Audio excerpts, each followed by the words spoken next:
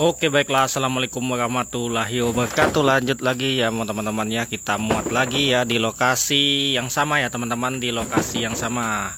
Memang sedikit aja banyak ya buah kaldu kali ini teman-teman. Karena apa? Karena 1 bulan panen ya teman-teman ya. Di 1 bulan panen 21 hari lebih ya teman-teman, hampir 22 hari ya.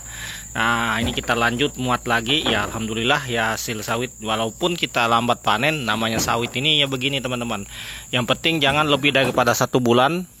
Tapi memang panen untuk 1 bulan seperti ini teman-teman, berondolannya banyak sekali teman-teman. Apalagi ini kondisi di pabrik juga ngantri teman-teman, maklum ya.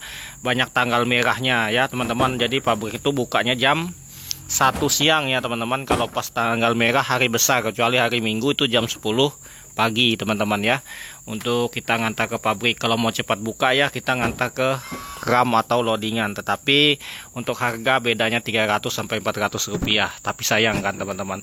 Sedangkan di pabrik kami ini sudah pabrik yang harga terendah teman-teman ya. Paling terrendah hitungannya di antara pabrik-pabrik yang lainnya untuk dia beli. Kenapa harga sawit itu di pabrik itu rendah? Karena banyak sekali oknum-oknum ya teman-teman ya, oknum, kita sebut saja oknum di sini, yang menjual buah kembalian dari pabrik lain teman-teman ya. Semisal ya kita sebutkan saja, pabrik kan di kecamatan kami ada 2 ya pabrik. Nah, pabrik yang harganya mahal tuh berada di pabrik di daerah desa Sungai Rie ya teman-teman ya. CBSS ya, itu memang harganya, tapi dia ngambil buah pilihan. Harga memang mantap tuh teman-teman, sesuai harga ya.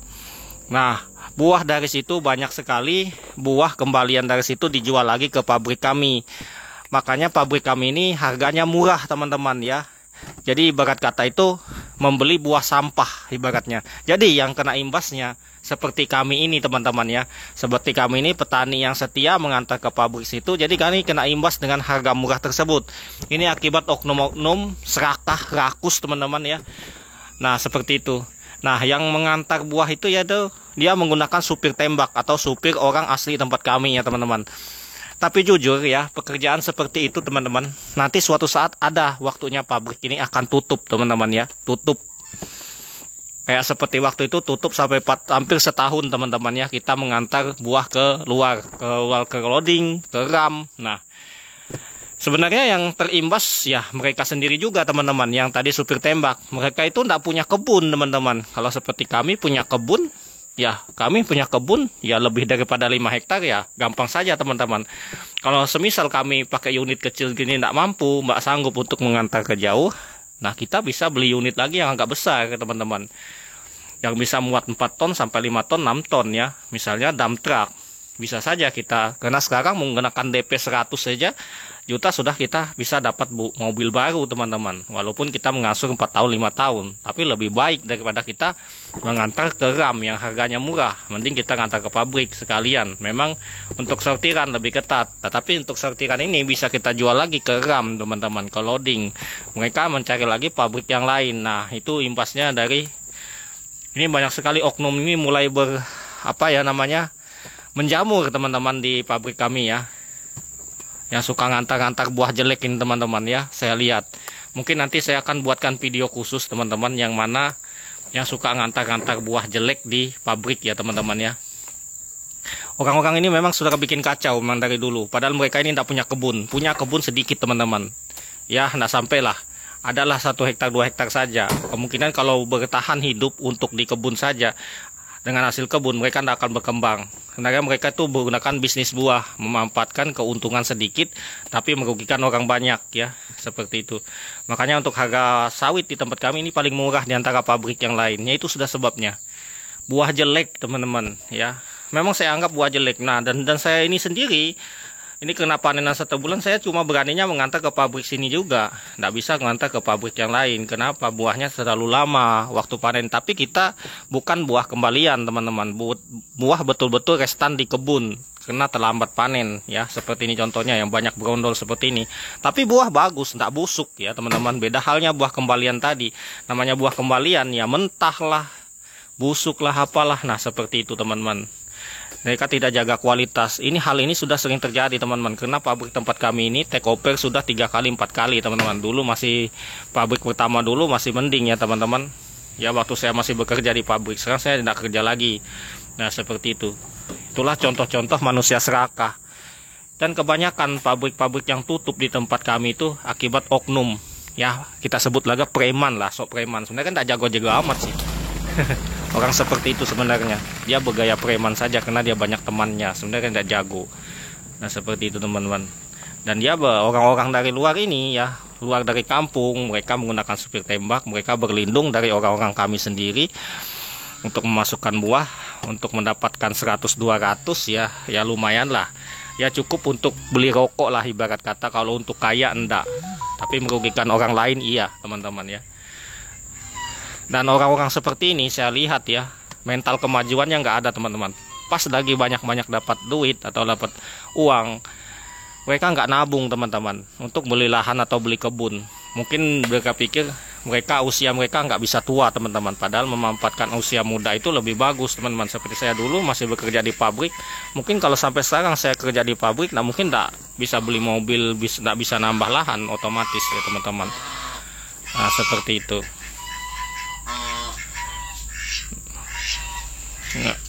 Nah kebanyakan orang-orang seperti itu yaitu mentalnya mental miskin teman-teman.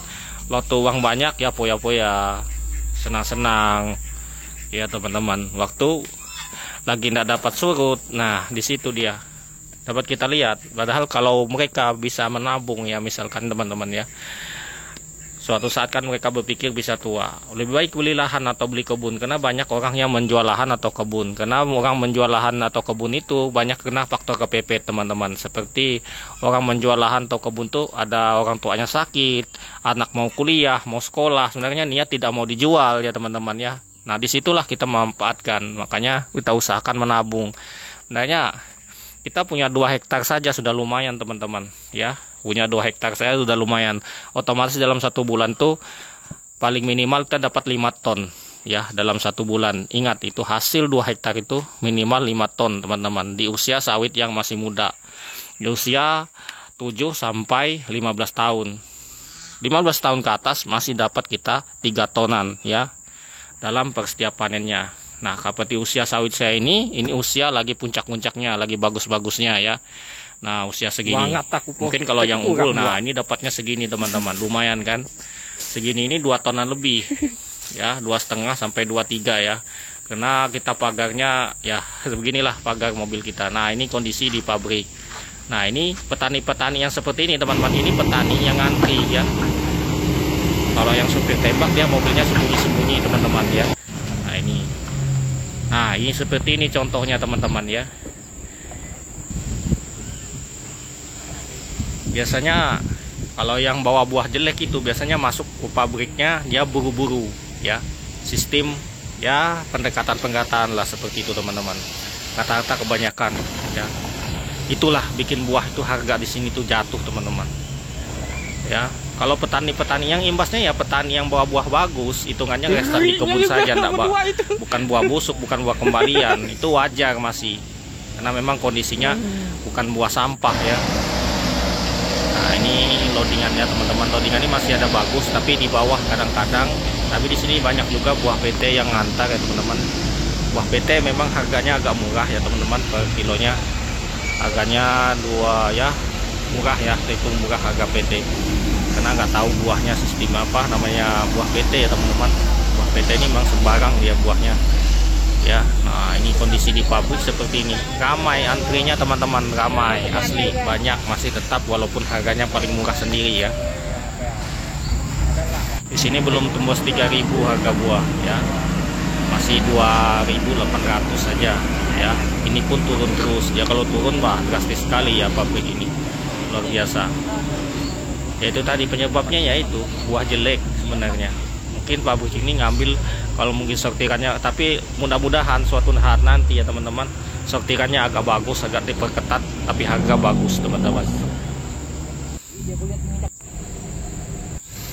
Oke kita lanjut, nih kita mau bongkar ya teman-teman. Nah, ini kita lagi bongkar ya. Ini kondisi. Nah ini kalau buah petani seperti ini teman-teman ya, agak bagus ya, bukan buah jelek ya. Nah ini buah petani, ini pakai mobil tua hardtop ya.